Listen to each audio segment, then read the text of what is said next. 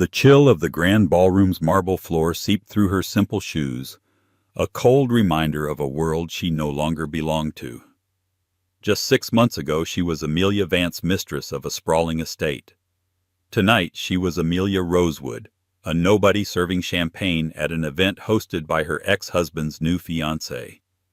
They cornered her by the crystal fountains, their laughter like shattering glass. "Look at her," the fiancé sneered, her diamond bracelet catching the light. "All that grace, all that poise. And now she has absolutely nothing." Amelia's world shrunk to the sound of their mockery. But what they couldn't see, hidden in the shadows, was a man whose nothing was more than their everything. A man who was about to turn their glittering world upside down. Amelia Rosewood sat on the lumpy mattress of her tiny studio apartment, the city lights of Boston painting in different streaks across the bare walls. The room smelled of old paint and the faint lingering scent of the microwave dinner she'd just finished. It was a smell of survival, a stark contrast to the aroma of jasmine and expensive perfume that had once filled her life. For 12 years she had been Amelia Vance, wife of the charismatic real estate mogul Jonathan Vance. Theirs had been a storybook romance, or so the society pages had claimed. He was the ambitious architect of a property empire, Vance Corp., and she was his elegant, supportive partner. She had poured her soul into his life, sacrificing her own budding career as a historical archivist to manage their homes, host his clients, and cultivate the perfect social image that his business thrived on. She had organized charity galas that raised millions, charmed stubborn investors with her quiet intelligence, and stood by his side, a silent but essential pillar of his success. She thought they were a team. He called her his secret weapon. But weapons, she had learned, can be discarded when a newer, shinier model appears. The end had come with brutal surgical precision. His name was Jonathan Vance, but the man who sat opposite her in their sun-drenched minimalist living room 6 months ago was a stranger. His words were cold and rehearsed. "It's just not working anymore, Amelia." "What's not working?" she had asked, her heart a frantic bird trapped in her chest. "The business? Are we in trouble?" He'd had the decency to look away, his gaze falling on a new abstract sculpture she hated. "Us, we're not working." He explained it like a business merger gone wrong. Their synergy was gone. He needed new energy. The new energy had a name: Isabella Sterling. She was 24, the daughter of a rival developer with a merciless ambition that mirrored Jonathan's own and a social media following in the millions. She was everything Amelia was not: loud, where Amelia was quiet; flashy, where Amelia was elegant; and brazen, where Amelia was reserved. The divorce was a bloodbath. Jonathan's lawyers, a pack of tailored sharks, had produced a prenuptial agreement Amelia had signed in a haze of love and trust a decade earlier. It was ironclad. She had waived her rights to his business assets, his properties, his fortune. He called it protecting the Vance legacy. She now knew it was just protecting himself. He gave her what he termed a generous settlement, enough to rent this tiny apartment for a year and not much else. He kept the house, the cars, the art collection, and the life they had built. She was left with her maiden name, a few boxes of personal belongings, and a profound, hollow emptiness. Her friends who were really his friends had evaporated. The invitations stopped. The phone calls ceased. It was as if the moment she was no longer Mrs. Vance, she had become invisible. Desperation had led her to take a job with a high-end catering company. It was humbling work, but it paid the bills. She served canapés to the very people who once dined at her table. She refilled the champagne flutes of women wearing gowns she herself had once owned. Each event was a fresh new hell, a reminder of the life that had been stolen from her. Tonight was the worst yet. The annual Children's Heritage Foundation Gala, an event she had personally founded and chaired for 5 consecutive years. Now it was being hosted by Jonathan and his new fiancée, Isabella. The catering company had gotten the contract, and Amelia, needing the money, couldn't refuse the shift. She smoothed down the crisp black uniform, her reflection in the cracked bathroom mirror, a pale imitation of the woman she used to be.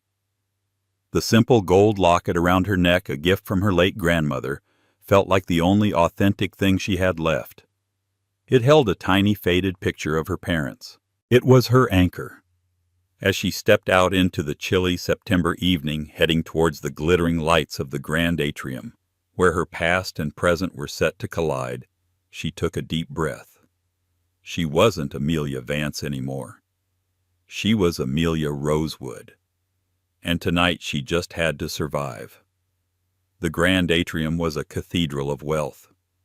Towering glass ceilings revealed a star-dusted sky, while colossal chandeliers dripped diamonds of light onto the polished marble floors. The air buzzed with the murmur of 1,000 conversations, the clinking of glasses and the soft strains of a string quartet. For Amelia, it was a beautiful gilded cage filled with ghosts.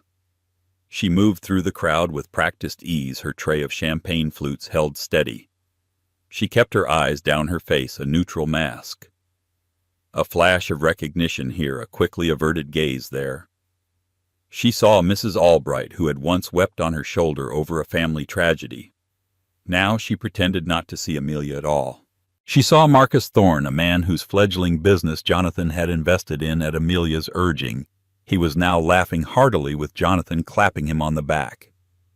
Her heart hammered against her ribs, a frantic prisoner.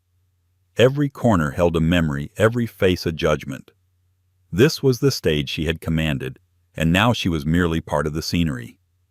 She was refilling her tray near the ornate ice sculpture of a swan when she heard the voice that still haunted her dreams. "Well, well, look what we have here." Amelia froze. It was Jonathan. He stood before her immaculate in a Tom Ford tuxedo, a smug smile playing on his lips. Beside him, Isabella Sterling clung to his arm, looking like a predatory bird in a shimmering backless silver gown. Her eyes, sharp and cold, raked over Amelia's simple black uniform. "Jonathan, darling, you didn't tell me the help was so familiar," Isabella said, her voice dripping with saccharine poison. "Amelia was just telling me how happy she is to be part of our special night," Jonathan said smoothly, his eyes glinting with a cruel amusement. He enjoyed this. He enjoyed her subjugation. Amelia clutched her tray, her knuckles white. "I'm just doing my job, Jonathan." "Of course you are," Isabella purred, stepping closer.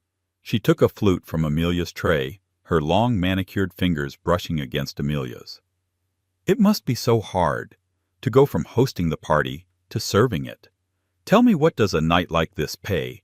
I'm just so curious what this," she gestured vaguely at Amelia's existence, "is worth." A small circle of onlookers had begun to form, drawn by the scent of drama. Their faces were a mixture of pity and morbid curiosity. The humiliation was a physical thing, a hot flush that crept up Amelia's neck. "Please," Amelia whispered, her voice tight. "Don't do this here." "Oh, but this is the perfect place." Isabella laughed, a high, tinkling sound that grated on Amelia's nerves. "It's a testament to Jonathan's good judgment. He always knows how to cut his losses and trade up." She leaned in, her voice dropping to a conspiratorial whisper that was loud enough for everyone to hear. "He told me all about you, how you had nothing when he met you, how he gave you everything. And now look at you. Right back where you started. With absolutely nothing." The word "nothing" hung in the air, echoing in the sudden silence. It was a verdict, a final judgment on her life, her worth, her 12 years of devotion. Jonathan just stood there, his smile unwavering, tacitly endorsing every venomous word. Tears pricked at the back of Amelia's eyes, hot and sharp. She would not cry, not here, not in front of them.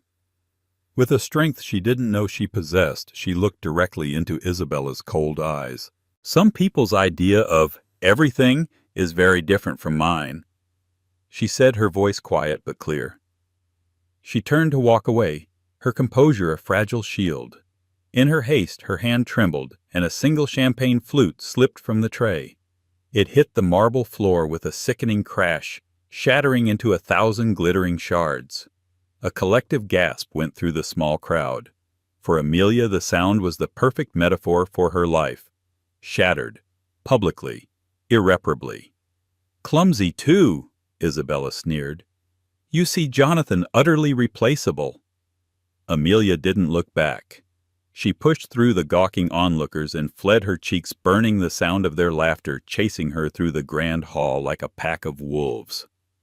She stumbled out a side door into the cool, dark embrace of the formal gardens, finally letting the tears fall. She had nothing. They were right. She had absolutely nothing left.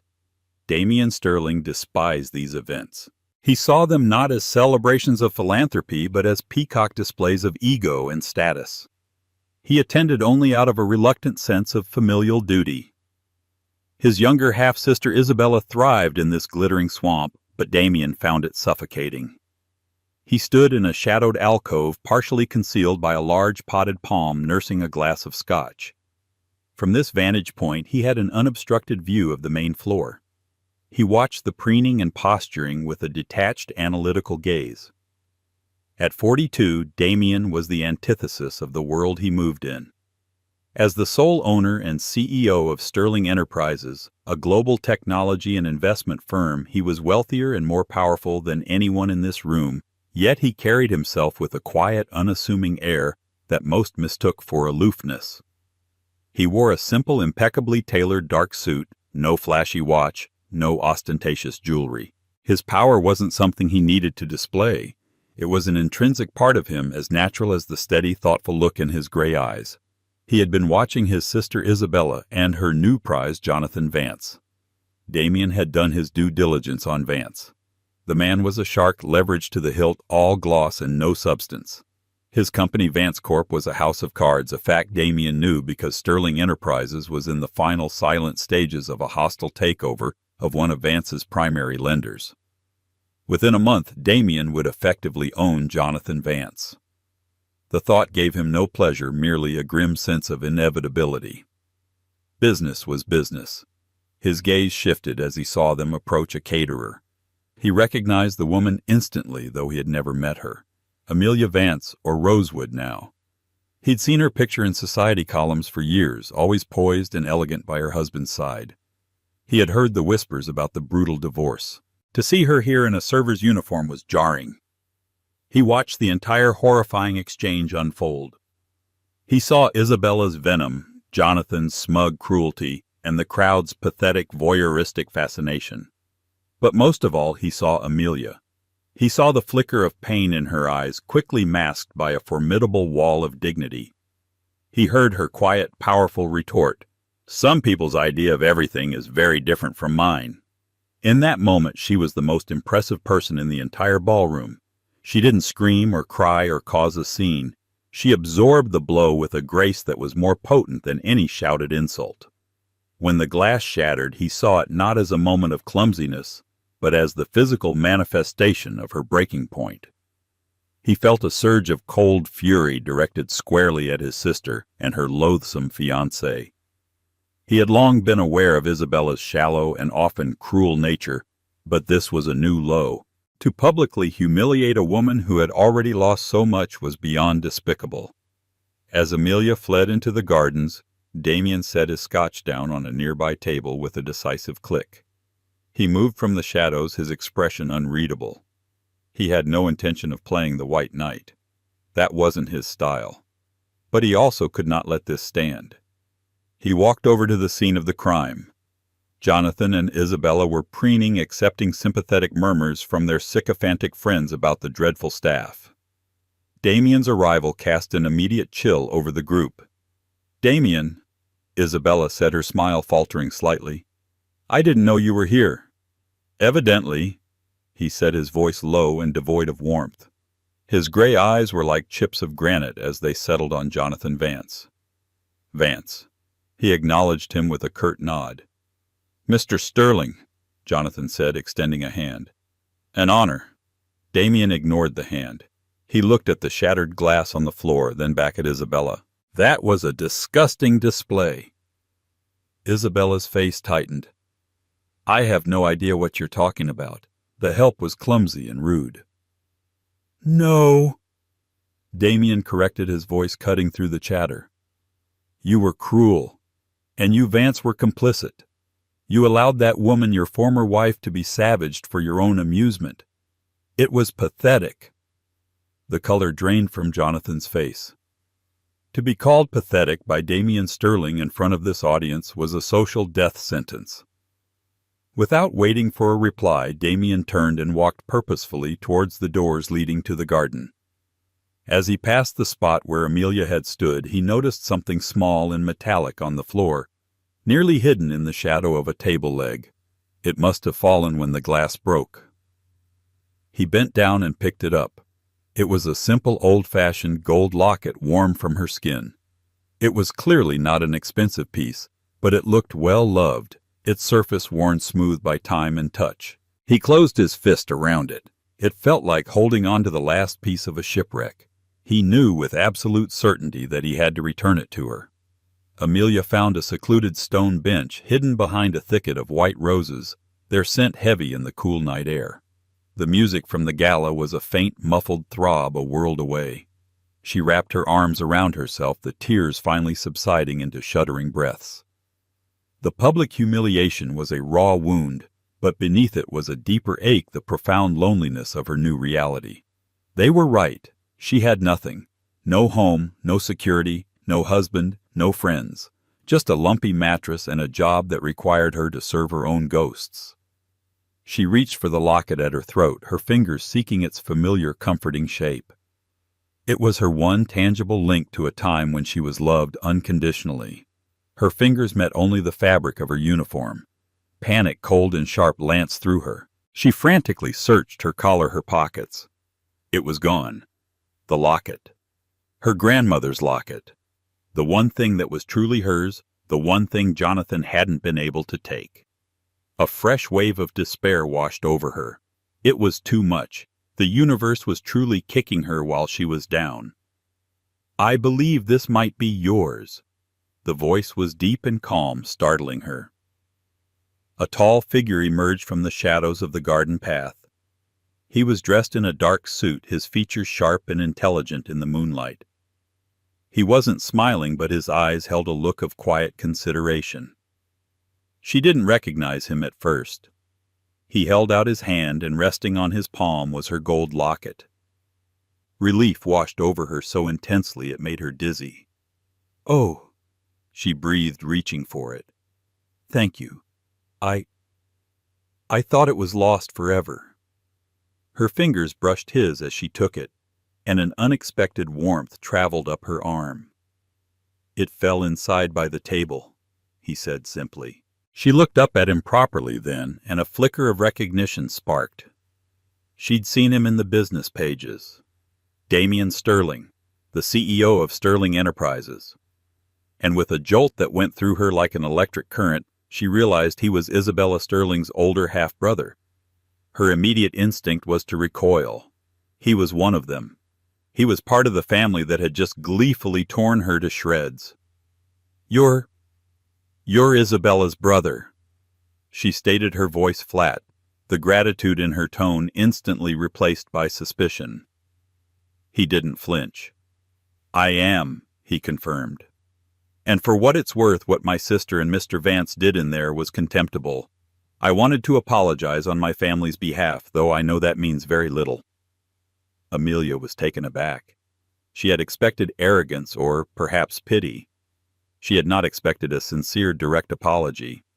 She looked into his eyes and saw no deceit, only a steady, unwavering honesty. "It wasn't your fault," she said quietly, fastening the locket back around her neck.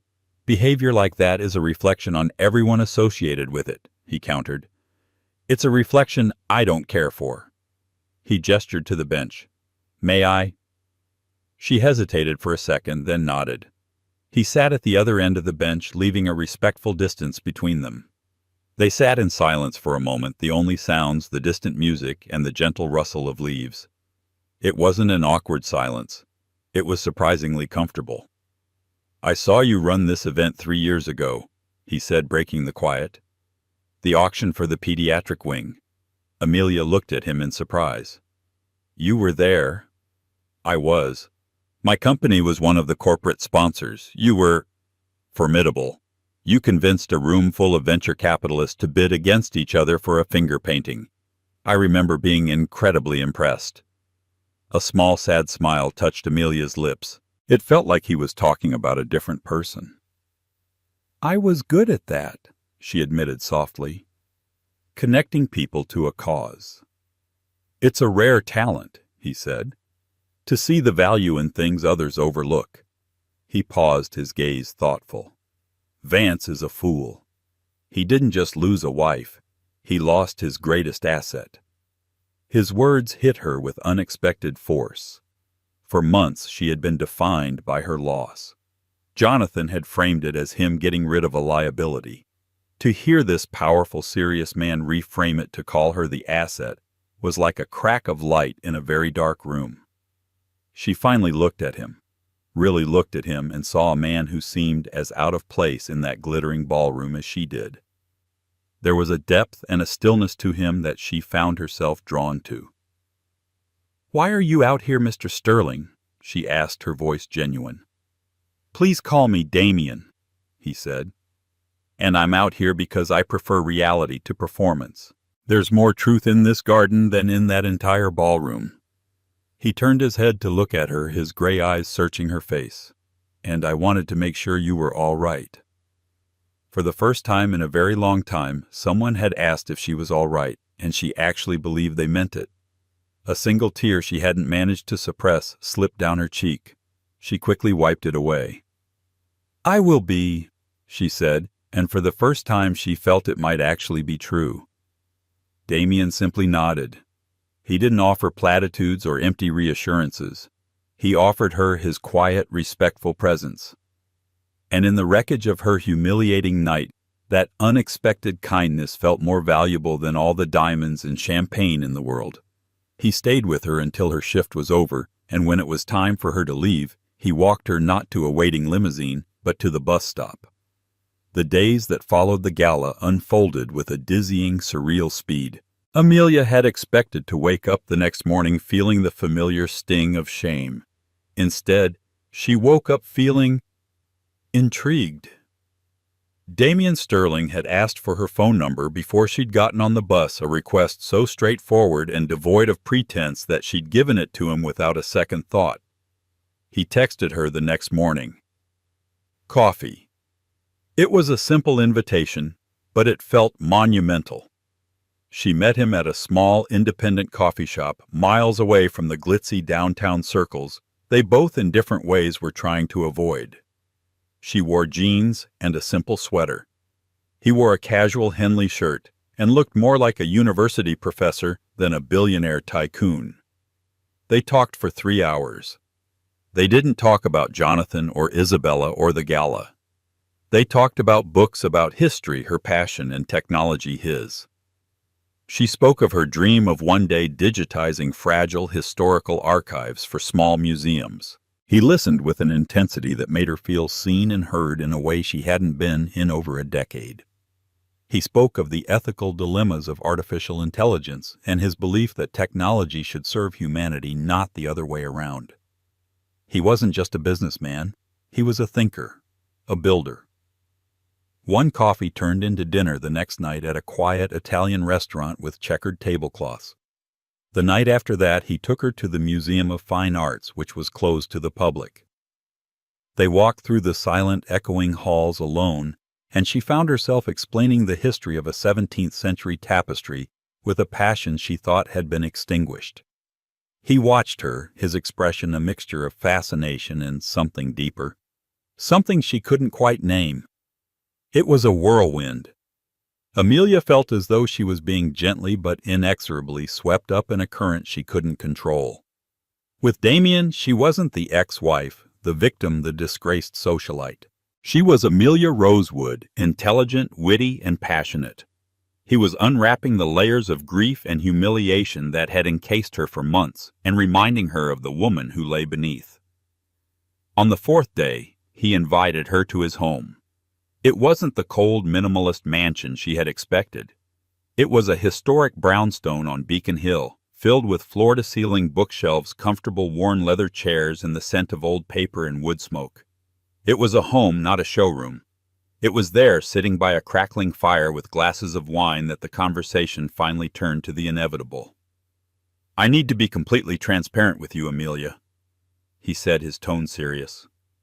He set his wine glass down and gave her his full attention. "My interest in Jonathan Vance is not just personal." Amelia's heart gave a nervous flutter. "What do you mean?" "Sterling Enterprises holds a controlling interest in the bank that underwrites the majority of Vance Corp's commercial debt," he explained calmly. "Vance has over-leveraged his company.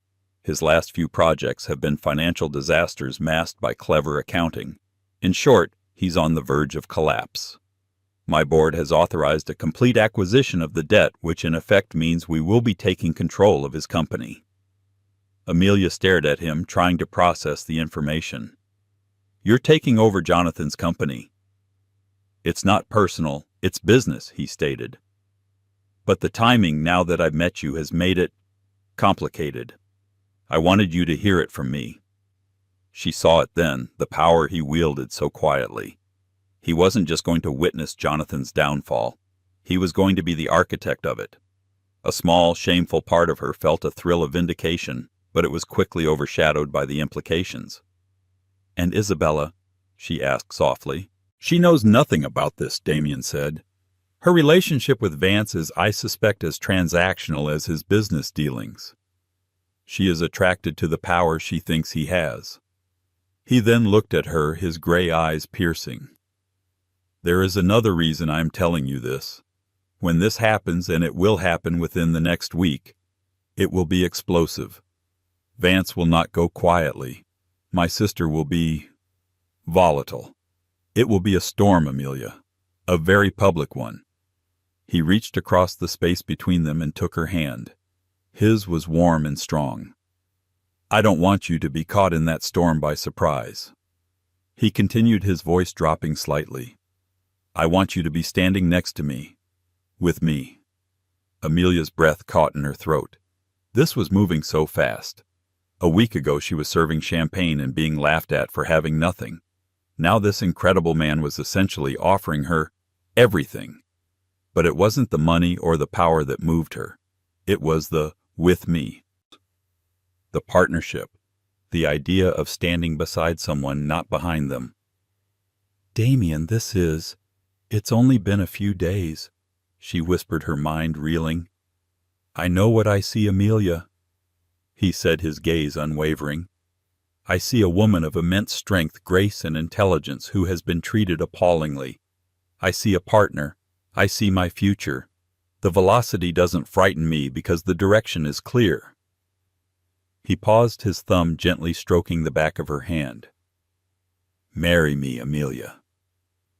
The question hung in the air, more real and more terrifying and more wonderful than anything she had ever imagined. It was insane. It was madness. It was the most logical thing in the world. Saying yes was a leap of faith, a jump into a future she couldn't possibly predict. But saying no felt like turning her back on the first glimmer of real happiness she'd seen in years. She thought of Jonathan's smug face, of Isabella's cruel laughter, of the word nothing echoing in the grand ballroom. And then she looked at Damien, a man who saw her as his greatest asset. "Yes," she said, her voice clear and steady. "Yes, I will." The announcement for the press conference was deliberately vague. Sterling Enterprises to announce major strategic acquisition and new leadership initiative. The business world was buzzing. Speculation was rampant. Was Damien Sterling buying a European tech firm? Launching a new space division? No one predicted the truth. The conference was held in the glass and steel media auditorium at the Sterling Tower. It was packed.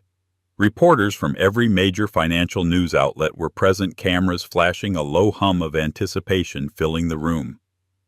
In the front row, seated in a place of honor, were Isabella Sterling and Jonathan Vance.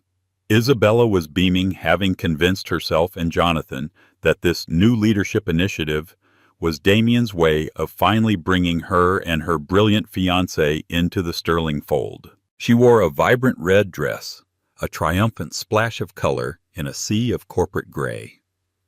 Jonathan sat beside her, looking smug and confident, already picturing his name on a new office door. He'd even prepared a few remarks just in case Damien called him to the stage. Amelia and Damien watched from a private viewing room backstage. Amelia's hands were ice cold. She was wearing a simple but elegant navy blue dress Damien had insisted on buying for her. It was the first new piece of clothing she'd owned in over a year. "Are you ready?" Damien asked, his hand finding hers, his touch warm and reassuring. "I feel like I'm about to step off a cliff," she admitted, her heart pounding. "We're stepping off it together," he said, giving her hand a squeeze. "And we'll fly." He walked onto the stage to a volley of camera flashes. He moved to the podium with his customary calm, projecting an aura of absolute control. "Good morning," he began, his voice filling the auditorium. "Thank you for coming. I have 2 significant announcements to make today." He clicked a remote and the screen behind him lit up with the Vance Corp logo. A gasp went through the room. In the front row, Jonathan Vance sat up straighter, a look of utter confusion on his face. "As of 8 a.m. this morning," Damien announced, his voice cool and precise, "Sterling Enterprises completed a full acquisition of the outstanding debt and assets of the Vance Corporation. Effective immediately, Sterling now holds a 100% controlling interest." The room erupted. Shouts, questions, the frantic clicking of keyboards. It was a bombshell. Jonathan Vance went pale, the color draining from his face as if he'd been struck. He looked at Isabella, who was staring at the stage, her mouth agape in disbelief. This wasn't happening. "Mr. Vance will be staying on for a transitional period," Damien continued, his eyes briefly flicking to the front row. "Reporting to our new restructuring committee. A full audit of all previous and ongoing projects will commence this afternoon." The unspoken threat was clear. Jonathan was no longer a CEO. He was a subordinate, his empire now a mere department in Damien's. His fate was entirely in Damien's hands. The reporters were in a frenzy. But Damien held up a hand for silence. "That was my first announcement," he said, his voice cutting through the noise. "The second is more personal, but it speaks to the future and the new direction of our company's core values." He paused, letting the suspense build. His gaze swept the room before landing on the wings of the stage. For too long, the world has measured value in dollars and cents, in assets and liabilities. We forget that the greatest assets are not found on a balance sheet. They are people of integrity, resilience, and vision. It is with this in mind that I am restructuring our most important asset, my own life. He smiled, a genuine warm smile that transformed his usually serious features. "I would like you all to meet the new cornerstone of my life and the future head of the Sterling Philanthropic Foundation, my fiancée, Ms. Amelia Rosewood." He turned and extended his hand towards the stage entrance. Time seemed to slow down. Amelia took a deep breath and walked out into the blinding lights. The entire auditorium fell into a stunned, absolute silence. Then 1,000 cameras flashed at once, a deafening explosion of light and sound. She walked gracefully to Damien's side. He took her hand and lifted it to his lips, a gesture of profound tenderness and respect that was broadcast on screens around the world. In the front row, Isabella Sterling's face was a mask of pure, unadulterated fury and disbelief. This was impossible. The clumsy waitress, the pathetic ex-wife, standing there beside her brother, the most powerful man she knew. But it was Jonathan's reaction that was the most telling. He stared at Amelia not with anger, but with a dawning, horrifying realization. He hadn't just lost his company. He had lost the one person who had ever truly believed in him. He had thrown away his greatest asset for a cheap imitation. He saw her now, not as the mousy wife he had discarded, but as the poised, beautiful woman standing beside a man who truly understood her worth. The woman who had just in one graceful step ascended to a world he could now only dream of touching.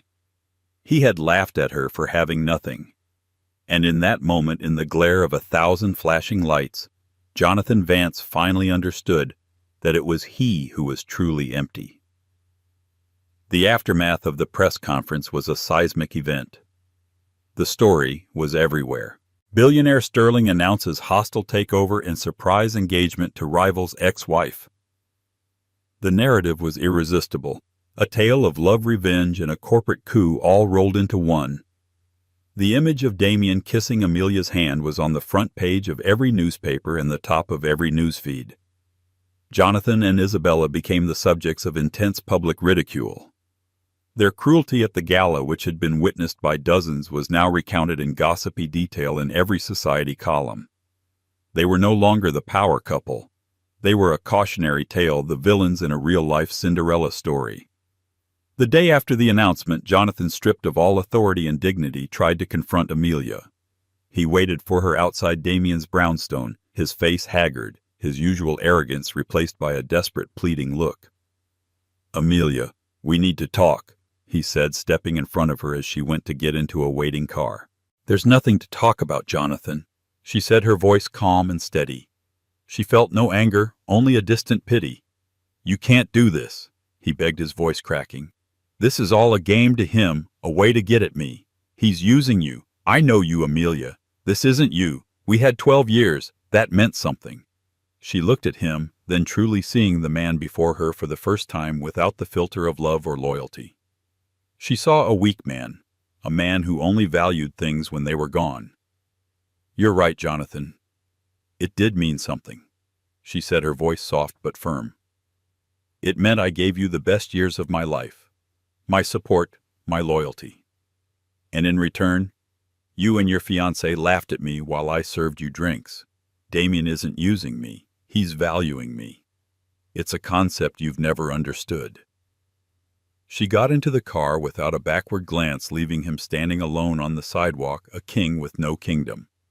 Isabella's confrontation with Damien was far more explosive. She stormed into his office, her face a thunderous mask of rage. "How could you?" she shrieked, throwing a newspaper down on his desk. "You humiliated me. You humiliated our family with her. That pathetic little nobody." Damien didn't even look up from the report he was reading.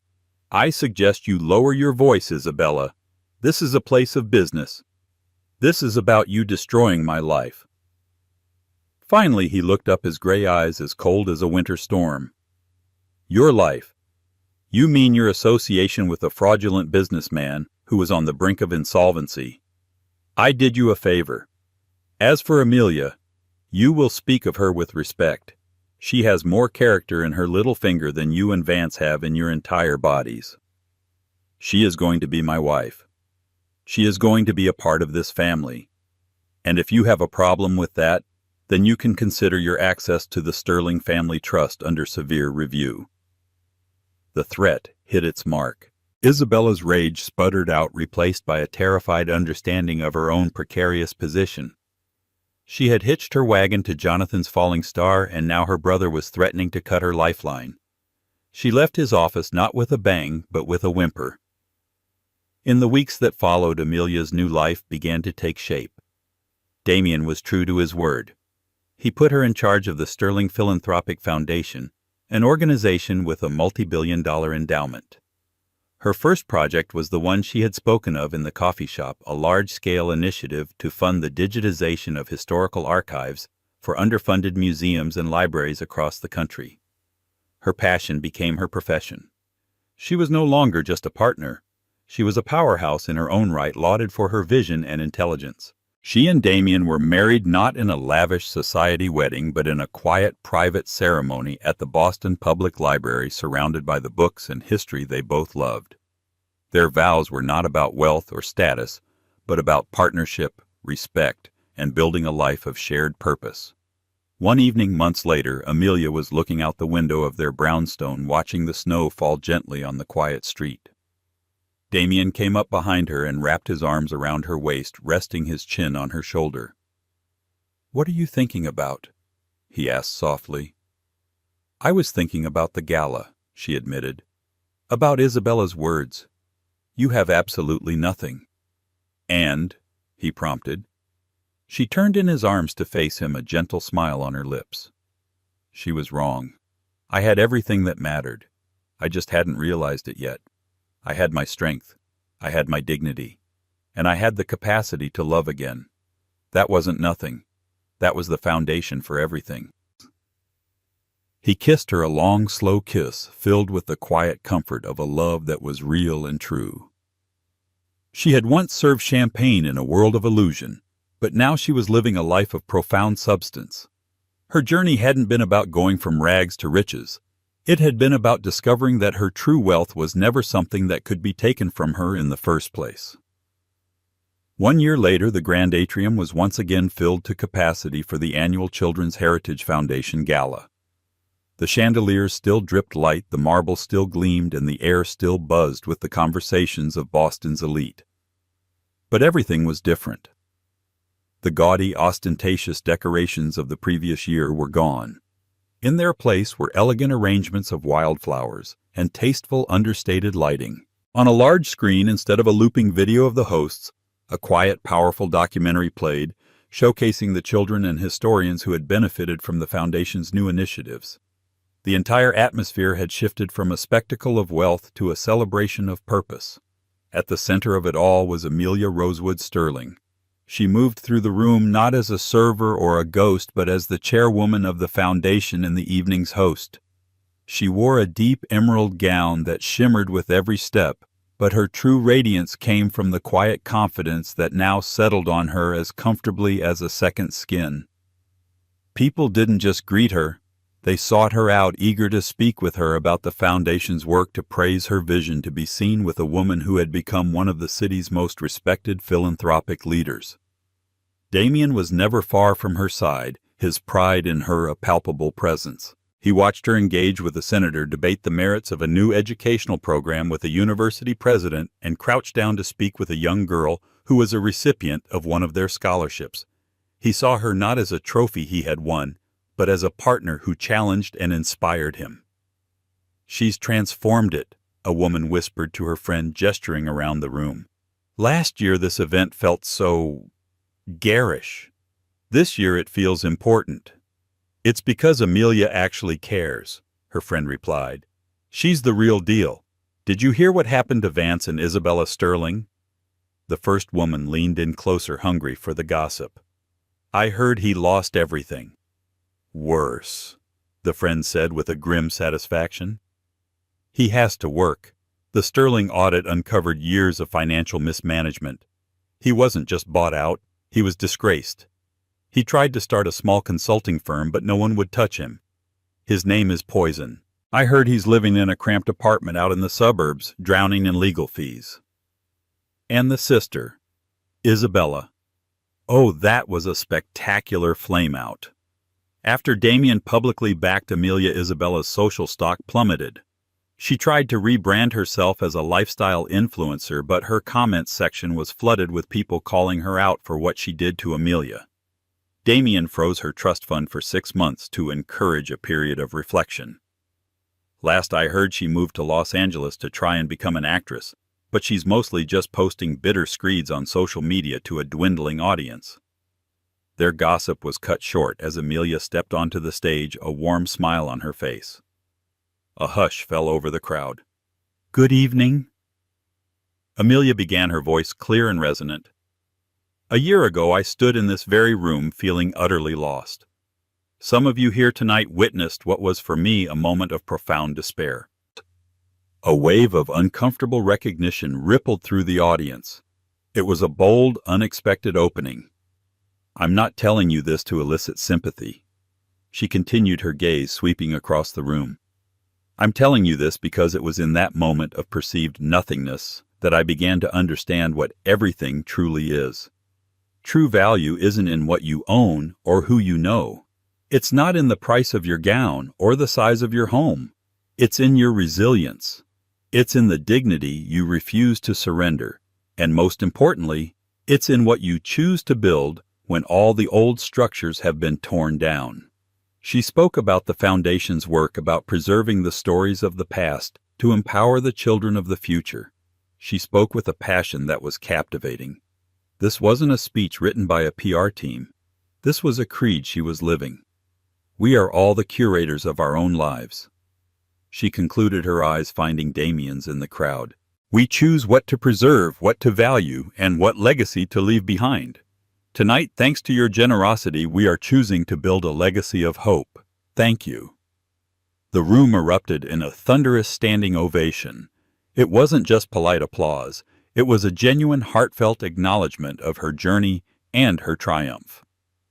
Miles away in a sparsely furnished apartment that smelled of stale coffee, Jonathan Vance watched the gala on a live stream on his laptop. He saw Amelia at the podium, poised powerful and beautiful in a way he had never appreciated. He heard her words about building from nothing, and they landed like physical blows. He had torn down their life together, and from the rubble she had built an empire of purpose while he was left with nothing but the dust. He closed the laptop, the screen going dark, plunging him into the quiet emptiness of a life defined by a single catastrophic miscalculation. Later that evening, back in the warmth of their library, Amelia stood by the fire holding a glass of champagne. Damien came and stood beside her, their reflections dancing in the dark window pane. "You were magnificent tonight," he said softly. "We were," she corrected, leaning her head against his shoulder. "This is a partnership." "Always," he agreed. She looked around the room at the books filled with stories of the past, at the man who was her future, and at the quiet, contented peace that filled her own heart. She had once been laughed at for having nothing. But now, holding the hand of the man she loved doing work that filled her soul, she understood with perfect clarity that she finally had it all. And it was a wealth that no one could ever take away. Amelia's story is a powerful reminder that our true worth is never defined by our circumstances, our bank accounts, or the cruel words of others. It's forged in our resilience, our integrity, and our ability to hold on to our dignity when the world tries to strip it away. She was laughed at for having nothing, but she possessed the inner wealth that money can never buy. From the depths of public humiliation to the heights of true love and purpose, she proved that the greatest comebacks are not about revenge, but about rediscovering and reclaiming your own value. If Amelia's story of triumph resonated with you, and if you believe in the power of the human spirit to rise from the ashes, please show your support. Hit that like button, share this video with someone who might need to hear this message, and don't forget to subscribe to our channel for more real-life stories that inspire and empower. Thank you for listening.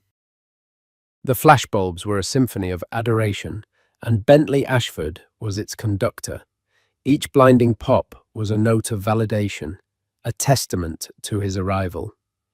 On his arm, Isabella Monroe was the perfect accessory, a goddess sculpted from victory and silk, her youth a vibrant contrast to the life he'd left behind. He smirked, the familiar curl of triumph on his lips. This wasn't just an awards night, it was his coronation. He had shed his past, his mousy, unassuming ex-wife, and emerged reborn in the crucible of public acclaim. Tonight, he would not only claim his trophy, but also show the world, and most importantly her, that leaving him was the greatest mistake of her life. He was the victor. He was the headline. The air in the grand ballroom of the Carlisle Hotel was thick with the scent of money, ambition, and expensive perfume. It was the night of the 85th Annual Golden Quill Awards, the most prestigious literary event of the year, where authors were treated like movie stars and words were weighed in gold. Bentley Ashford breathed it all in a deep, satisfying gulp of the atmosphere he now considered his birthright. His novel, Echoes of a Faded Dawn, was the literary darling of the season, a sprawling, melancholic masterpiece that critics had hailed as a once-in-a-generation voice. He was the frontrunner for the coveted fiction prize, the pinnacle of authorial achievement. He ran a hand over the lapel of his Tom Ford tuxedo, the fabric smooth and impossibly black. Beside him, Isabella squeezed his arm, her smile as bright and dazzling as the diamond necklace gracing her collarbone. "They're all looking at you, darling," she murmured, her voice a low, sultry purr. "Let them look," Bentley replied, his voice laced with a practiced, casual arrogance. He scanned the room, a king surveying his court. He saw Jonathan Franzen holding court in a corner, Zadie Smith engaged in animated conversation near the bar, and Stephen King, looking surprisingly unassuming, chatting with a group of publicists. These were his peers now. He belonged here. The past 18 months had been a whirlwind of calculated brilliance. He'd left Liliana, his wife of 12 years, with a single clinical conversation in their book-filled, slightly worn-out brownstone.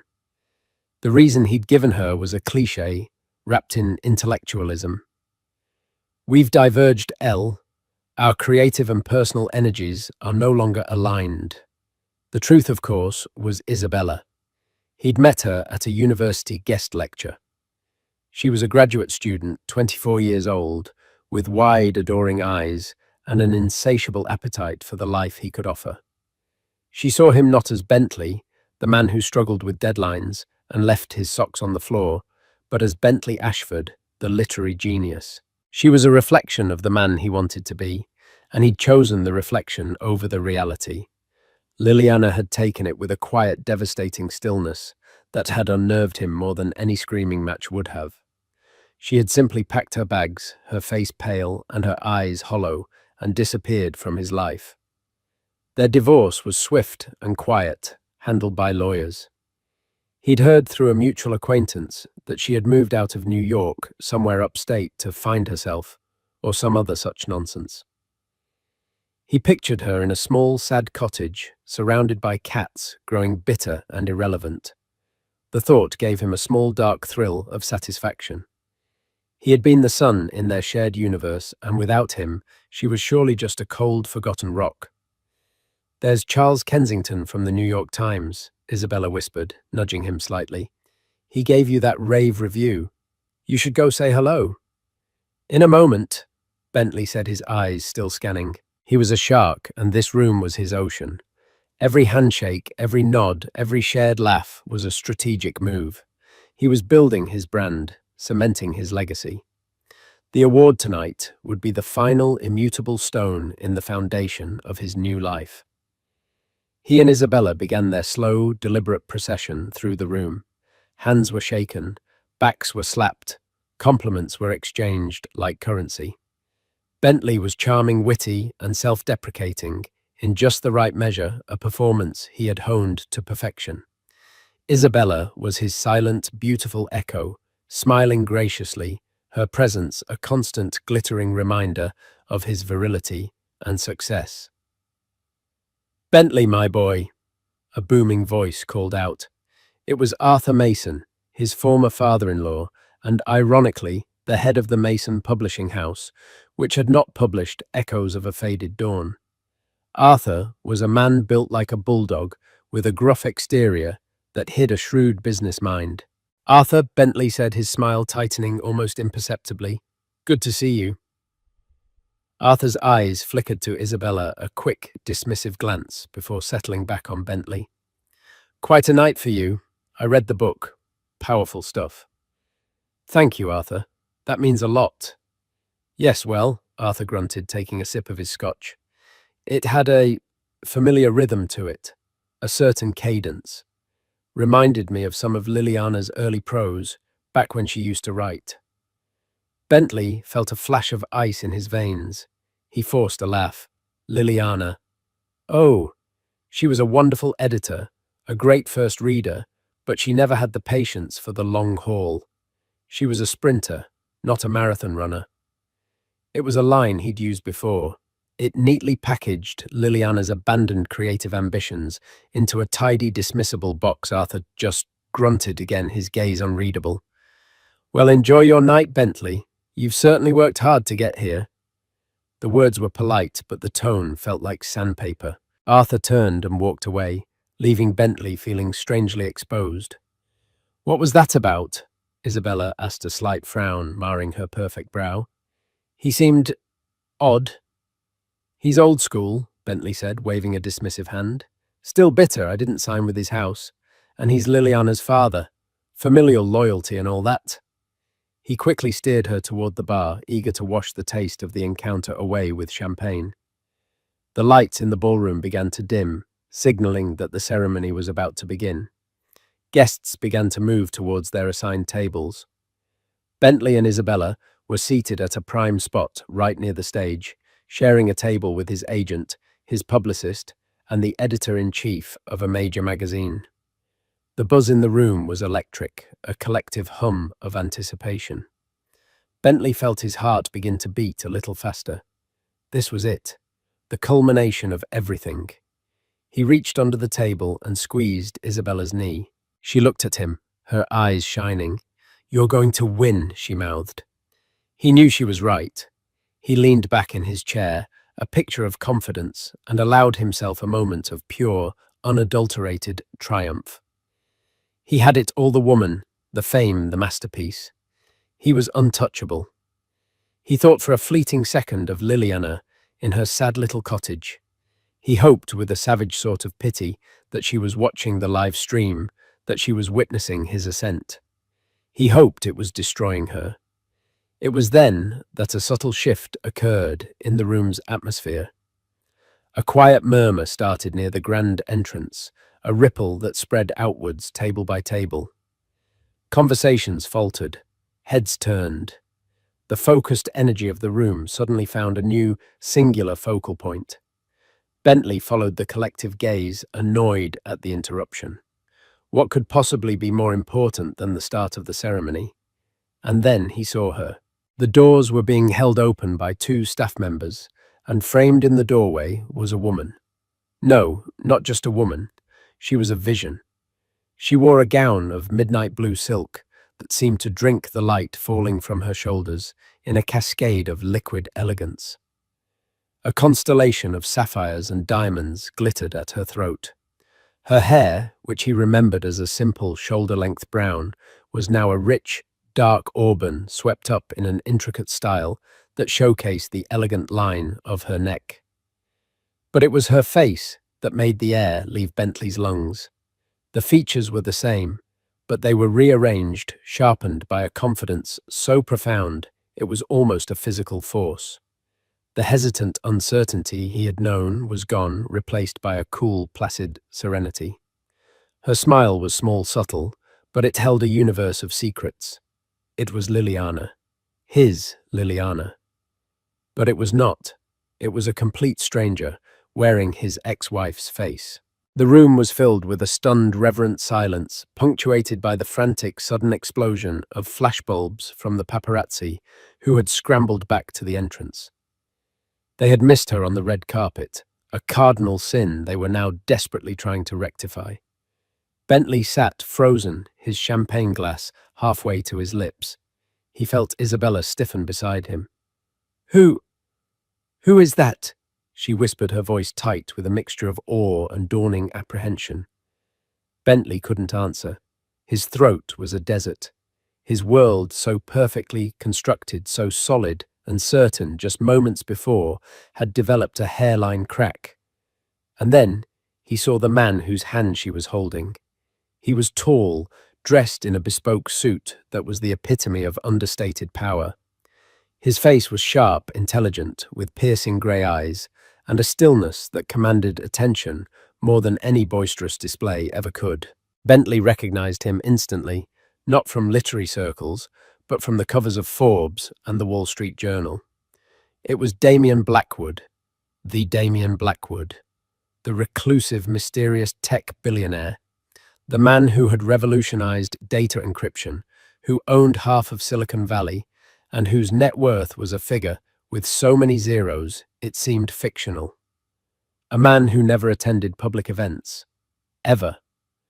And he was here at the Golden Quill Awards holding Liliana Mason's hand as if it were the most natural thing in the world. He leaned down and whispered something in her ear, and Liliana laughed. It wasn't the quiet, breathy laugh he remembered. It was a full, melodious sound that seemed to fill the sudden silence in the room. The crack in Bentley's world widened into a chasm. This was impossible. This was a hallucination. Liliana, his quiet, mousy, irrelevant Liliana with Damien Blackwood. The narrative he had so carefully written for himself, the story of his triumph and her lonely demise, had just been ripped to shreds in front of the entire world, and on the biggest night of his life. The maitre d', flustered and awed, rushed forward to greet the couple. As they were led into the room, every eye followed them. No one was looking at Bentley Ashford anymore. The conductor had lost his orchestra. The spotlight hadn't just moved, it had been stolen by a ghost from his past resurrected and shining with a brilliance he could never have imagined. The silence in the ballroom was a living thing, a palpable pressure that had replaced the earlier buzz of excitement. It was the kind of silence that follows a lightning strike when the world holds its breath, waiting for the thunder. Bentley felt it in his chest, a heavy, suffocating weight. His mind, usually a rapid-fire processor of wit and strategy, was a blank, static-filled screen. Liliana and Damien Blackwood moved through the room with an unhurried grace that only amplified their magnetic pull. They weren't just walking, they were gliding on a current of their own making. The whispers started then, a sibilant tide rising in their wake. "Is that Damien Blackwood? What is he doing here? And who is she? She's stunning. Wait, that's Liliana Mason, Bentley Ashford's ex-wife." That last exclamation, uttered by a well-known gossip columnist at a nearby table, was a gunshot in the quiet room. Heads swiveled from Liliana back to Bentley, their expressions a cocktail of shock pity and delicious schadenfreude-fueled curiosity. Bentley felt hundreds of pairs of eyes on him, dissecting his reaction. He felt his face flush a hot, creeping tide of humiliation. He was no longer the man of the hour. He was a spectacle, a supporting character in a drama he hadn't known was being written. "Bentley," Isabella hissed, her voice sharp with panic. Her hand was gripping his thigh under the table, her nails digging into the fine wool of his trousers. "What is going on? Why is she here with him?" "I don't know." Bentley managed to choke out the words, tasting like ash. He took a gulp of his champagne, but it did nothing to quench the fire in his throat. The maitre d' was leading Liliana and Damien to a table. Not just any table. It was a specially prepared table for two, placed in a prime location that hadn't been there 10 minutes ago. It was a power move so blatant and yet so elegant that it was breathtaking. They hadn't come to fit into the evening. The evening was reforming around them. Damien pulled out Liliana's chair, a gesture of old-world courtesy that seemed utterly natural. As she sat, her midnight blue gown pooling around her, she let her gaze drift across the room. For a brief, heart-stopping moment, her eyes met Bentley's. There was no anger in her look, no hatred, no pain. There was something far worse, a calm, dispassionate assessment, the kind one might give to a piece of furniture or a distant, uninteresting memory. In that single glance, she dismissed 12 years of their shared life. She saw him, the man who had shattered her heart, and she looked right through him as if he were made of glass.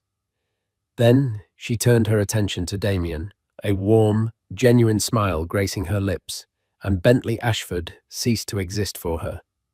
The thunder that followed the lightning strike was the collective exhale of the room, the immediate eruption of frantic, hushed conversation. Phones were already emerging from beneath tablecloths. The story of the night had irrevocably changed. It was no longer Bentley Ashford, literary genius, poised to win, and it was now billionaire recluse Damien Blackwood makes shock public appearance with mystery woman, the ex-wife of his award-nominated rival. Bentley could already see the headlines, the salacious blog posts, the endless social media commentary. His publicist, a harried-looking woman named Chloe, leaned across the table, her face pale. "Bentley, just stay calm. Don't react. We can manage this." "Manage what?" Bentley snapped, his voice louder than he intended. "Manage the fact that my ex-wife just showed up with a man who could buy this entire hotel with his pocket change and is currently sucking all the oxygen out of the room." "Keep your voice down," his agent, Marcus, cautioned, his eyes darting around nervously. "This is a bad look, Bentley. A very bad look." Isabella was silent, her face a mask of confusion and betrayal. She had signed on to be the girlfriend of the triumphant victor, the star of the show. Instead, she was now the other woman, in a public humiliation. Her role had been downgraded from leading lady to a tawdry footnote. She looked from Bentley's angry, blotchy face to Liliana's serene, luminous one, and a flicker of something doubt, perhaps, or dawning comprehension crossed her features. The lights dimmed further, and a spotlight hit the stage. The host, a famous comedian known for his sharp wit, walked out to the podium. Good evening, ladies and gentlemen, and welcome to the Golden Quill Awards. We have a lot of literary talent in the room tonight, and apparently... He paused, letting his eyes drift pointedly towards Damien Blackwood's table. Some serious venture capital, too. I guess the rumor is true, the publishing industry really is looking for a new business model. A wave of laughter, slightly strained, rippled through the room. The host had acknowledged the elephant, and in doing so, had cemented its importance. Bentley wanted to slide under the table. He felt a bead of sweat trickle down his temple. The ceremony began, but the proceedings were a blur to Bentley. Awards were given for poetry, for biography, for debut novel. Winners gave heartfelt, emotional speeches, but the room's attention was divided. Every few minutes, a surreptitious glance would be thrown toward Liliana and Damien's table. They seemed oblivious, lost in their own world. They spoke quietly. He would occasionally reach across and touch her hand, and they shared a bottle of wine that had been brought specifically for them, its label one. Bentley had only ever read about. He couldn't focus. The words of the speakers turned into a meaningless drone. The applause was a distant roar. His mind was a maelstrom of rage, jealousy, and a terrifying, unfamiliar feeling of helplessness. How had this happened? The Liliana he knew was quiet, intellectual, and deeply insecure about her place in the world. She was the one who edited his manuscripts, who organized his research, who reminded him of appointments. She was the scaffolding that held up his genius essential, but meant to be unseen. The woman across the room was a different species entirely. She radiated a confidence that came from deep within, a self-possession that no amount of money or fame could buy. It was the one thing he could never give her, because his own confidence was a fragile construct built on external validation. He remembered her writing. Arthur was right. There was a cadence in echoes of a faded dawn that was hers. He'd always told himself he was simply inspired by her, that he was elevating her raw, unformed ideas into true art. He'd read her journals, her abandoned short stories, absorbing her unique way of seeing the world, of phrasing a feeling. He saw it as a collaboration, albeit an uncredited one. He was the artist, she was the muse. But now, looking at the woman she had become, a dark, venomous thought slithered into his mind. What if he had it backwards? What if he was the parasite and she was the host? He pushed the thought away violently. It was absurd. He was the genius. The critics had said so. The next award, the presenter on stage announced, is for the highest honor in American letters, the Golden Quill for fiction. This was it, the main event. Chloe put a reassuring hand on his arm. Breathe, Bentley. This is your moment. No matter what else is happening, this is yours. Bentley straightened his tie and tried to compose his features into an expression of humble anticipation. He felt Isabella's hand, cold and clammy, find his again. The nominees were read aloud. His name was last met with strong, enthusiastic applause, though it felt muted compared to the buzz that still surrounded Liliana's presence. The camera panned to his face. He smiled, a tight, forced grimace he hoped looked genuine. The presenter, a celebrated actress with an Oscar on her mantle, tore open the envelope. The silence stretched thick and heavy. And the Golden Quill goes to... Bentley held his breath. His entire future, his entire sense of self, hung on the next few words. Catherine Park, for the last embers of winter. The world went white. For a moment there was no sound, only a high-pitched ringing in his ears. The applause that erupted for the other author felt like a physical blow. He saw Catherine Park, a quiet, unassuming woman in her late 60s, gasp and cover her mouth, tears welling in her eyes. Her table erupted in joy. His table was Sant. Chloe's hand fell from his arm. Marcus stared at the stage, his face grim. Isabella simply let go of his hand, her touch retreating as if he were suddenly contagious. Bentley clapped. He had to. He was on camera. The motion was mechanical, wooden. His face felt like a plaster mask that was about to crack. He had lost. On the night his ex-wife had returned from the dead to publicly humiliate him, he had lost. It wasn't just a defeat. It was an annihilation. His eyes against his will were drawn back to Liliana's table. She was politely applauding the winner, a small, serene smile on her face. She hadn't even looked at him. His failure was as irrelevant to her as his success would have been. Damien Blackwood leaned over and offered her his arm. She took it, and together they stood up. They had no reason to stay. They hadn't come for the awards. They had come for something else entirely. As they began to walk towards the exit long before the ceremony was over, they passed his table. For a moment, Liliana was only a few feet away from him. He could smell her perfume, a subtle, complex scent of sandalwood and night-blooming jasmine. Nothing like the simple lavender soap she used to wear. She didn't look at him. She didn't look at Isabella. Her gaze was fixed forward. But as she passed, she turned her head slightly, and her eyes met Isabella's. It was a fleeting look, but it was filled with a universe of meaning. It wasn't a look of triumph or pity. It was a look of profound quiet, almost sorrowful understanding. It was a look that said, "I know him, and I am so sorry you have to learn what I already know." And then she was gone, a phantom of midnight silk and diamonds, leaving a trail of shattered expectations and whispered questions in her wake. Bentley Ashford was left sitting in the glare of the stage lights, a loser at a table of ghosts, the deafening sound of another woman's victory speech echoing in the ruins of his perfect night.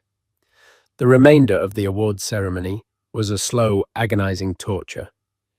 Bentley sat through the final speeches and the closing remarks, a frozen smile plastered on his face, while a black hole of rage and humiliation churned in his gut.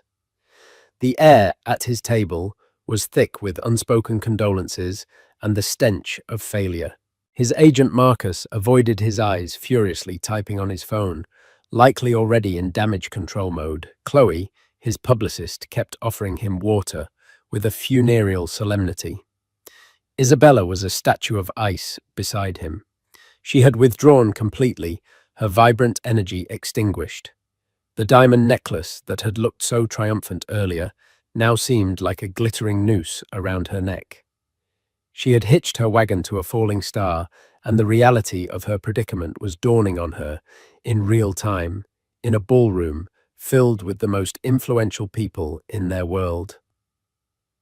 When the ceremony finally ended and the lights came up, a cage of politeness descended. People from other tables began to approach. "Tough break, Bentley. Catherine's book was a surprise, but a worthy one. You were robbed, Ashford. Absolutely robbed. Better luck next time. Echoes was a masterpiece." The words were meaningless platitudes, the social lubricant required to move past an awkward moment. Bentley knew what they were really thinking, what they would whisper about the moment they were out of earshot. They weren't just talking about him losing the award, they were talking about him losing everything. He had been publicly upstaged, cuckolded, not by a rival author, but by a titan of industry, and his carefully crafted persona had been shattered. The after-party was being held in an adjacent salon, a swirl of jazz music, clinking glasses, and loud relieved chatter. Normally, Bentley would have been in his element here holding court, accepting congratulations. Tonight, the thought of entering that room felt like marching to his own execution. "I'm not going," he said to Marcus, his voice low and tight. "You have to," Marcus insisted, his face strained. "If you disappear, you look weak. You have to go in there, hold your head high, congratulate Catherine Park, and act like you don't have a care in the world. It's the only play we have. Isabella finally spoke, her voice thin and brittle. I have a headache. I think I'm going to go home. She didn't look at him. She was already detaching, creating distance. Fine. Bentley snapped his control, fraying. Go. He didn't care. At that moment, she was just another part of the evening's spectacular failure. She flinched as if he'd struck her, then turned and walked away without another word, melting into the crowd, heading for the coat check. Her retreat was another public wound, another drop of blood in the water for the sharks to scent. Steeling himself, Bentley followed Marcus towards the after-party. As he stepped through the archway, a wall of noise and forced merriment hit him. He felt intensely conspicuous, as if a spotlight was following him, illuminating his shame. And then he saw them. They hadn't left the hotel. Liliana and Damien Blackwood were in a secluded alcove of the salon, speaking with a small select group of people. Bentley recognized them instantly. Michael Linton, the chairman of a major Hollywood studio, and Ari Emanuel, the notoriously powerful CEO of the talent agency WME. This wasn't a social call. This was a business meeting disguised as a casual chat. The sight sent a fresh wave of venom through Bentley's veins. It all clicked into place. This wasn't a random act of revenge. This was a strategic, calculated strike. She hadn't come here just to upstage him. She had used his night, the platform he had built, as a launchpad for her own ambitions.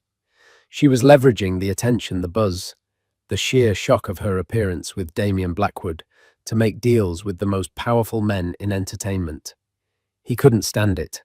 The injustice, the sheer audacity of it was more than he could bear. His ego, bruised and bleeding, demanded action. He needed to reassert control, to puncture the serene, untouchable bubble she had created around herself. Ignoring Marcus's frantic whispered, "Bentley, don't!" He broke away and began to walk towards the alcove. As he approached, the conversation paused. 4 pairs of intensely powerful eyes turned to him. Michael Linton and Ari Emanuel looked at him with mild professional curiosity. Damien Blackwood's grey eyes were cool and unreadable, as impenetrable as a fortress wall. Liliana's expression was one of mild, weary surprise, as if she were spotting a persistent insect she thought she'd already swatted away. "Bentley," she said, her voice even. There was no warmth in it, just acknowledgement. "Liliana." He began, forcing a smile that felt like a snarl. "I must say I'm surprised to see you. I didn't think literary awards were quite your scene anymore. I pictured you more upstate, with a garden." He gestured vaguely, trying to paint a picture of the quaint, irrelevant life he had imagined for her. Liliana's smile didn't waver. "People change, Bentley, and gardens require patience. It turns out my talents were better suited to a different kind of cultivation." Her eyes flickered briefly towards Damien and the other men. Bentley pressed on, fueled by a desperate need to land a blow. "And you've certainly found a powerful benefactor." He let the word hang in the air, weighted with insinuation. He glanced at Damien Blackwood, a direct challenge. "Damien, an unexpected pleasure. I wasn't aware you were a connoisseur of modern fiction." Damien Blackwood didn't rise to the bait. He simply inclined his head slightly. "I'm a connoisseur of brilliance, Mr. Ashford, in any form it takes." His gaze rested on Liliana with an admiration so genuine it made Bentley's stomach clench. "And Liliana is one of the most brilliant people I've ever met." The compliment was delivered with such quiet sincerity that it completely disarmed Bentley's insinuation. It wasn't a boast. It was a statement of fact. Bentley turned his attention back to Liliana, his voice dripping with condescension. "Well, I'm glad to see you've landed on your feet. After everything, I was worried." This finally seemed to elicit a flicker of a real emotion from her, a spark of something that looked like pity. "You were never worried, Bentley," she said, her voice soft, but carrying a devastating clarity. "You were relieved. There's a difference." The truth of it hit him like a punch to the gut. Michael Linton and Ari Emanuel were now watching the exchange with undisguised interest, their predator's instincts sensing a story far more compelling than any manuscript. "I only ever wanted what was best for you," Bentley lied, trying to regain his footing. "No," Liliana corrected him gently. "You only ever wanted what was best for you. You just needed me to believe it was for me. It was a neat trick. For a while." She paused, then delivered the killing blow, a verbal coup de grace. "The thing you never understood, Bentley, is that I wasn't the scaffolding holding you up. I was the foundation. And when I left, I took it with me. I just hope for your sake that what you built on top of it isn't as hollow as I suspect it is." Every word was a perfectly aimed dart. She had just articulated his deepest, most terrifying fear and laid it bare in front of these titans of industry. The cadence, she had mentioned the familiar rhythm Arthur Mason had noted. It was all tied up in that one word, hollow. He was speechless. His wit, his arrogance, his entire arsenal of verbal weaponry was gone. He was standing there, exposed and empty-handed. Damian Blackwood stepped forward slightly, a subtle but unmistakable move to end the conversation. "Gentlemen," he said to Linton and Emmanuel, his voice calm and commanding, "I believe we were discussing the film rights." Film rights. The words barely registered. "Bentley," Damien said, his grey eyes finally locking onto his with a chilling intensity. "Congratulations on your nomination. It's a significant achievement, to be recognized for your work." It was the most brutal insult of the night. The bland, polite, utterly dismissive congratulations of a superior being. He was swatting Bentley away, not with anger, but with indifference. He was dismissing him as a minor nuisance, a footnote to their far more important conversation. Bentley felt a hot flush of shame so intense it was dizzying. He had come over to reclaim his power to inflict a wound, and instead he had been dismantled piece by piece with surgical precision. He hadn't just lost the battle, he had been erased from the war.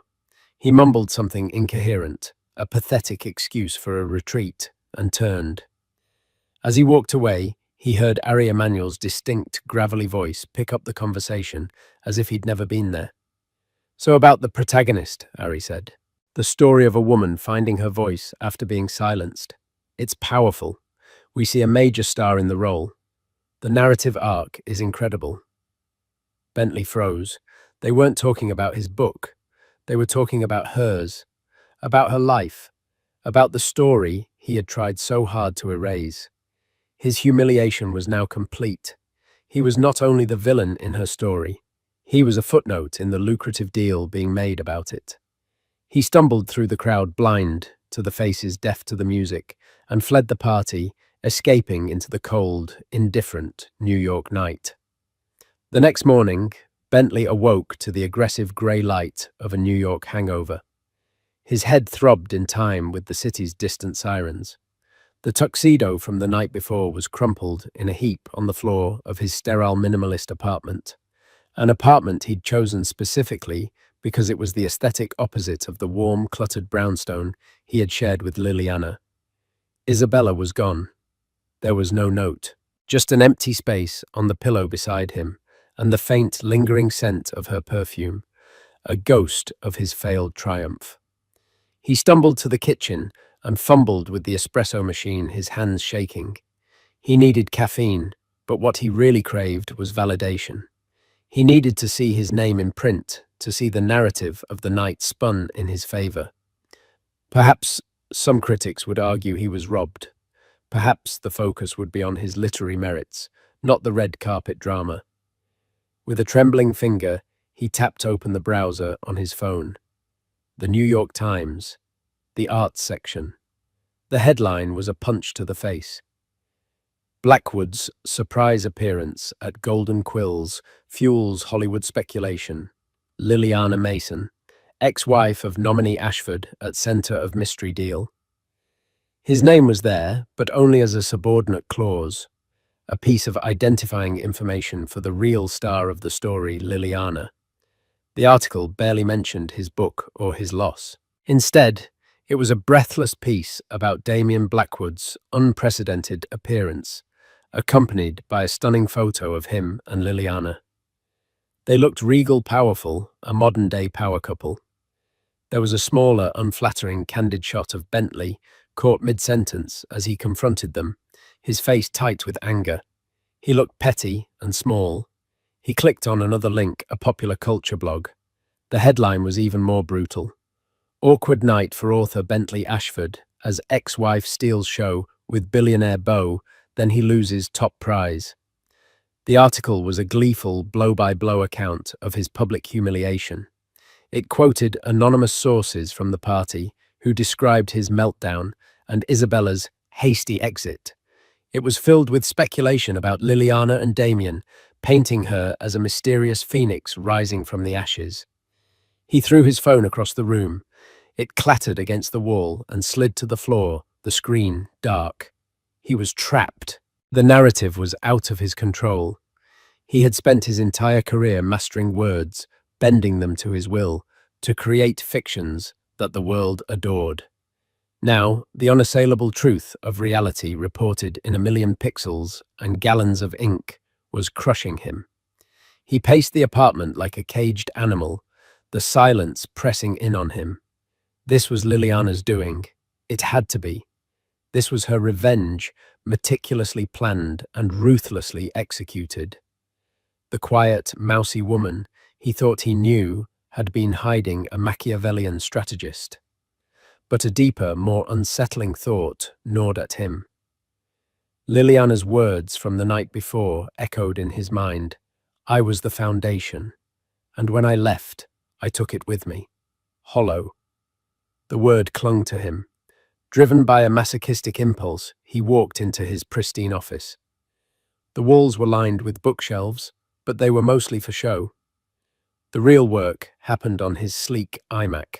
On a stand beside it, propped up like a holy relic, was a hard copy of Echoes of a Faded Dawn.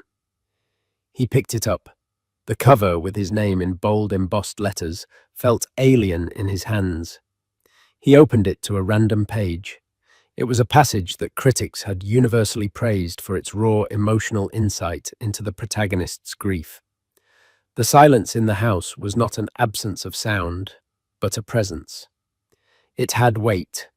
It settled in the corners like dust clung to the curtains and slept in the hollow of her side of the bed. It was the ghost of a language we no longer spoke, a dialect of sorrow I had to learn to translate alone. He stared at the words. They were beautiful, they were powerful, and they were not his. A memory sharp and unwelcome pierced through the fog of his anger. A winter afternoon, years ago. Liliana curled on the old armchair in their brownstone, a mug of tea steaming beside her. She wasn't writing a novel, just journaling something she did religiously. He'd asked her what she was writing about. Just trying to describe the quiet, she'd said, her voice soft. After my grandmother passed, the silence in her house. It's not empty, you know. It's full. It's like a presence. He had stored that away. That idea. That feeling. He had taken it. He frantically flipped through the book, a cold sweat breaking out on his skin. Page after page, he saw her. Not just her ideas, but her very voice, her unique turn of phrase, the specific, idiosyncratic rhythm of her prose that Arthur Mason had recognized. There was the description of the falling autumn leaves as a slow, rust-colored surrender. That was from a poem she wrote in college and had pinned to the corkboard above her desk for years. There was the protagonist's habit of organizing her books by the emotion they evoked, not by author or genre. That was Liliana's quirky system, something he used to tease her about. The central metaphor of the novel, the echoes of a past life that shaped the present, was the core theme of an unfinished short story. She had let him read a story. She had abandoned after he'd told her it was a little too sentimental, a bit naive. He had lied. He'd seen its potential, its power, and he had discouraged her so he could claim it for himself. He had convinced himself it wasn't theft. It was inspiration. It was alchemy. He was the genius who could take her raw, unrefined emotions and shape them into art.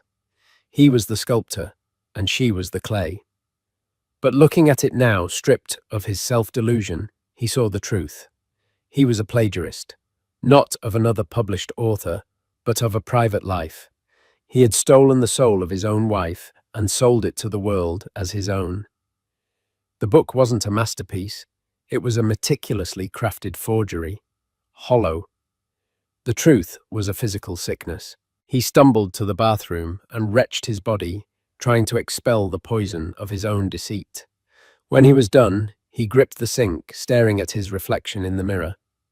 The man looking back at him was a stranger. His face, which yesterday had seemed handsome and successful, now looked gaunt and haunted. His eyes were filled with a desperate, panicked fear. He finally understood. Liliana's revenge wasn't the public spectacle at the awards night. That was just the opening act. Her true revenge was this moment, this private, solitary reckoning. She didn't need to expose him. She knew that his success was built on a lie so profound that it would eventually consume him from the inside out. She had let him build his gilded cage and then simply walked away, leaving him to realize he was trapped inside it alone. His phone buzzed from the other room. He ignored it. It buzzed again and again. A frantic, insistent rhythm. Finally driven by a sliver of desperate hope that it might be Isabella calling to reconcile, he retrieved it from the floor. The screen was cracked, but it lit up with a string of texts from his agent Marcus. "Call me now. A journalist just contacted me. A guy named Marcus Thorne. No, not me, another Marcus. He's asking about your early drafts. He's asking about Liliana's old writings. Someone talked Bentley. He says he has copies of her journals. Bentley, for the love of God, call me. What the hell is going on?" The blood drained from his face. It wasn't just a private reckoning anymore. The ghost he had tried to contain within the pages of his book was breaking free. The foundation Liliana had taken with her was beginning to crumble, and the entire hollow edifice he had built was about to come crashing down on his head. Bentley awoke to the aggressive grey light of a New York hangover. The tuxedo from the night before was a crumpled heap on the floor of his sterile minimalist apartment. Isabella was gone. There was no note, only an empty space on the pillow beside him, a ghost of his failed triumph. He stumbled to the kitchen, his hands shaking, bypassing the espresso machine for his phone. He needed to see the narrative to find some spin that might salvage his pride. He found none. The headlines were a public execution. The New York Times, Blackwood's surprise appearance at Golden Quills. Fuels Hollywood speculation. Liliana Mason, ex-wife of nominee Ashford at center of mystery deal. His name was a footnote. A culture blog was more brutal. Awkward night for author Bentley Ashford as ex-wife steals show with billionaire beau, then he loses top prize. The article featured an unflattering candid of him confronting Liliana. His face tight with anger, making him look petty and small. He hurled the phone across the room, the clatter of its impact, a pathetic echo in the vast, silent apartment. The narrative was out of his control.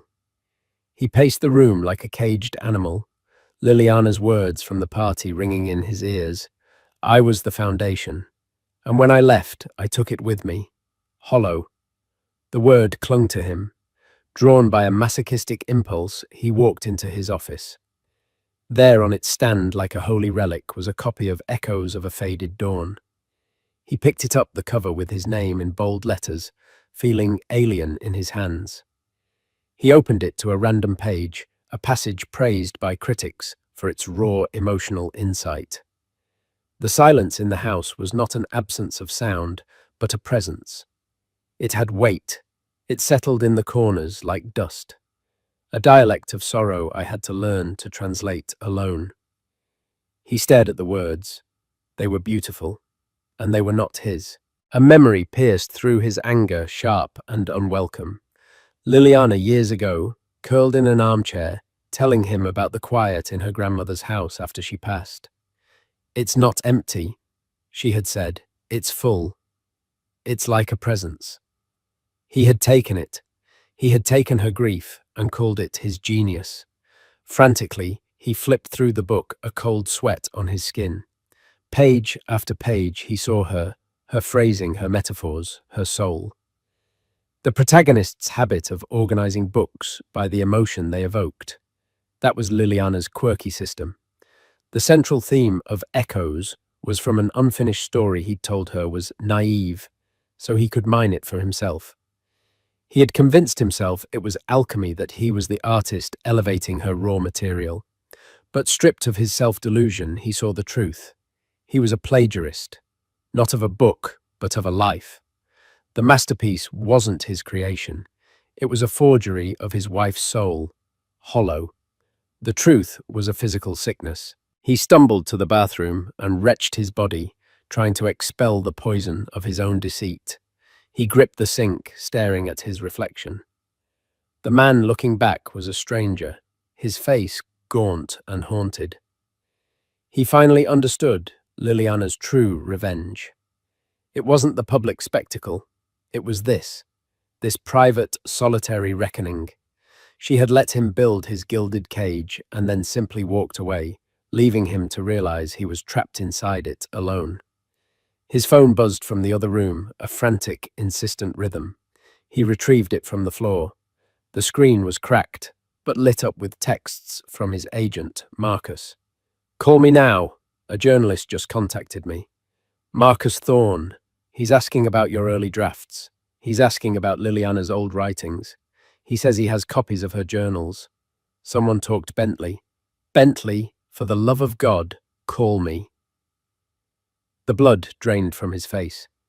This journalist wasn't a gossip columnist. He was a career ender. Bentley dialed, his hands slick. "Tell me this is a joke," he whispered. "I wish I could." Marcus's voice was grim. "This guy Thorne has scans of Liliana's journals. He read me passages over the phone. They were verbatim Bentley." The silence in the house was not an absence of sound, but a presence. That exact line. "He's giving us 24 hours to comment before he publishes." There was a damning pause. "Is it true?" Bentley's silence was his confession. "Jesus Christ," Marcus breathed. "We're done. My agency can't be associated with this. I'll release a pro forma denial, but after that, you're on your own." The line went dead. The final door of his professional life slammed shut. As if on cue, he heard a key in the lock. Isabella stepped inside, not with the hesitant air of a returning lover, but with the grim purpose of an undertaker. She carried an empty tote bag. "Isabella," he began. "Don't," she said, holding up a hand. She walked past him to the bedroom and began methodically collecting her things. "What are you doing?" he asked, his voice cracking. She faced him, her eyes clear and cold, all adoration replaced by a profound disappointment. "Last night," she said, when she looked at me, "your ex-wife, she didn't look angry. She looked sorry for me. I didn't understand it then, but I do now. She knew who you were, and she knew I was about to find out." A bitter laugh escaped her. "I was such a fool. I believed it all, the genius, the masterpiece. I thought I was part of your story, but I was just a prop you used to hurt her." "That's not true." He pleaded the words, sounding false even to him. "Isn't it?" she replied, her voice soft with a sad finality. "You don't love me, Bentley. You love how I made you feel. You love the reflection I showed you. But the man in that reflection isn't real." She zipped her bag and walked to the door.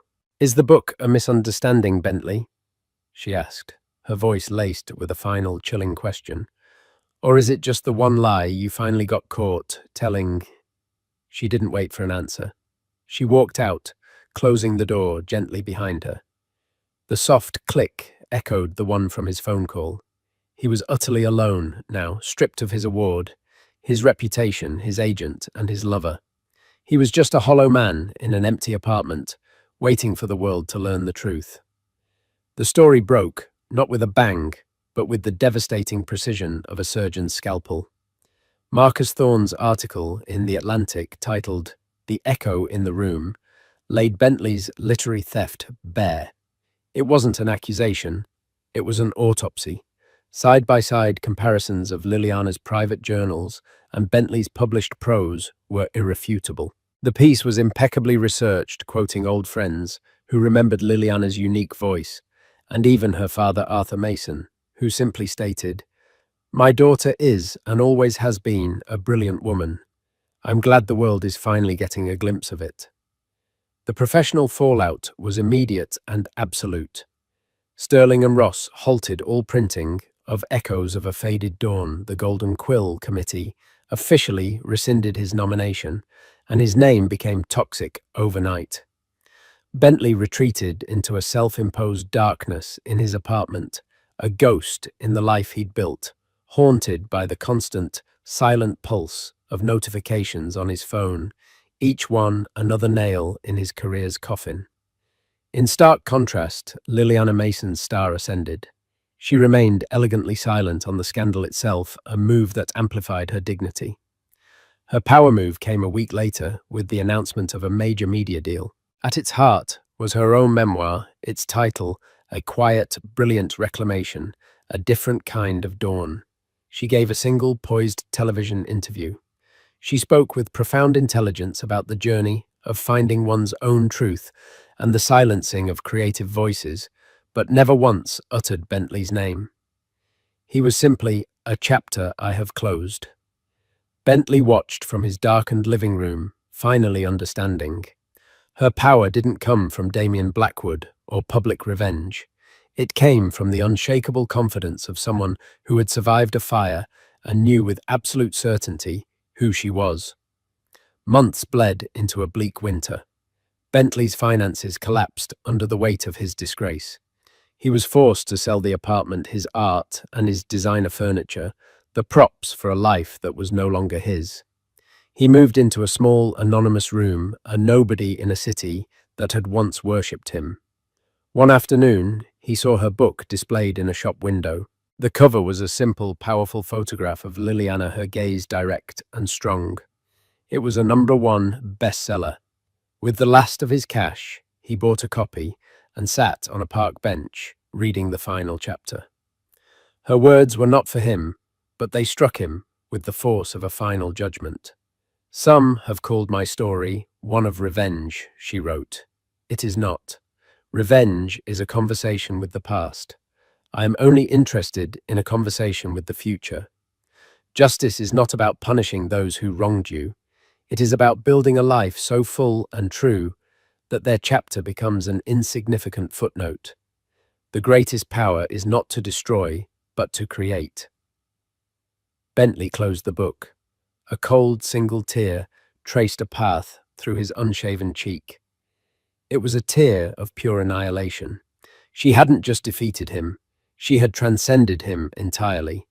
He was the footnote, a faded echo. He was left with nothing but the truth in a profound and empty silence, the utter absence of the man he had pretended to be.